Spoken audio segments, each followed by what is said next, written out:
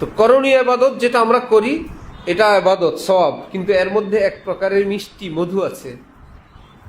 সেজদা করতে ভালো লাগে, পাশাপাশি আবার কেউ দেখে, দান করতে মজা লাগে, সবাই মাশাআল্লাহ বলে, ইত্যাদি ইত্যাদি বলে। নজর হেফাজত করতে কেউ দেখে, কেউ মাশাআল্লাহ বলে। মিথ্যা বর্জন করতে কেউ মাশাআল্লাহ বলে, কেউ দেখেও না, অত মজাও লাগে না। তো এক এবাদত এবাদত, কিন্তু সাথে একটু মিঠা আছে।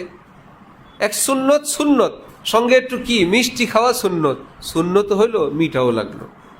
আরেক সুন্নত জেহাদ করা সুন্নত, আবার একটু রক্ত ঝরে, না আমি তাহলে সুন্নি সুন্নতটাই পালন করি, এটা এই সুন্নতটা অনেক মজা।